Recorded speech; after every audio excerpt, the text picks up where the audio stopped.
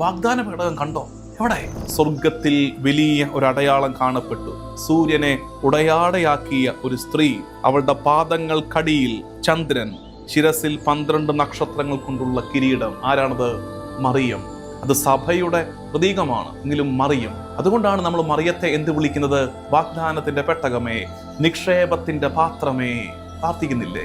1858 പരിശുദ്ധ അമ്മ ലൂർദിൽ 18 പ്രാവശ്യം ബെർണഡിത്തായ്ക്ക് പ്രത്യക്ഷപ്പെട്ട് വിവിധങ്ങളായ സന്ദേശങ്ങൾ നൽകി. ഇതൊരു 3 ഘട്ടമായിട്ടാണ് സന്ദേശങ്ങൾ. ഒടുവിലത്തെ ഭാഗം എത്തുമ്പോൾ, 3-ാം ഘട്ടം എത്തുമ്പോൾ സന്ദേശങ്ങൾ കുറയുകയും എന്നാൽ പരിശുദ്ധ അമ്മയുടെ സൗന്ദര്യം ഏറുകയും ചെയ്യുന്നു എന്നാണ് അതിനെക്കുറിച്ച് പറയുന്നത്. ലൂർദ് മാതാവിന്റെ തിരുനാൾ ആഘോഷിക്കുമ്പോൾ നമുക്ക് പരിശുദ്ധ അമ്മ ലോകത്തെ ഒരുക്കുന്നതിനെ ഓർത്ത് നന്ദി പറഞ്ഞ് പ്രാർത്ഥിക്കാൻ പറ്റണം. പരിശുദ്ധ അമ്മയ്ക്ക് കത്തോലിക്ക തിരുസഭയിൽ എന്താണ് റോള് എന്ന് ചോദിക്കുന്നവർക്കുള്ള ഉത്തരം, എപ്പോഴൊക്കെ നമ്മുടെ ജീവിതത്തിൽ കുറവുകൾ ഉണ്ടാകുന്നോ അപ്പോഴൊക്കെ പരിശുദ്ധ അമ്മ നമ്മുടെ കൈ പിടിച്ച് നമ്മളെ കൂട്ടിക്കൊണ്ടു പോയിട്ട് ഈശോയോട് പറയും, ദേ എൻ്റെ കുഞ്ഞുങ്ങൾക്ക് വീഞ്ഞില്ല.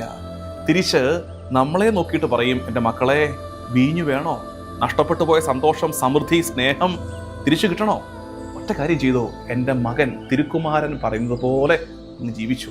പരിശുദ്ധ അമ്മ പ്രത്യക്ഷപ്പെടലൊക്കെ സഭയോട് ആവശ്യപ്പെടുന്നത് പശ്ചാത്തപിക്കുക, അനുതാപത്തിന്റെ ഫലങ്ങൾ പുറപ്പെടുവിക്കുക. ഇന്ന് പരിശുദ്ധ അമ്മയുടെ ലൂർദ് മാതാവ് തിരുനാൾ ഞങ്ങൾ ആഘോഷിക്കുമ്പോൾ ഞങ്ങളുടെ ഒപ്പമുള്ള എല്ലാ രോഗികളെയും സമർപ്പിച്ച് പ്രാർത്ഥിക്കുന്നു. നിന്റെ സൗഖ്യസ്പർശം അവർക്കു നേരെ നീട്ടണമേ.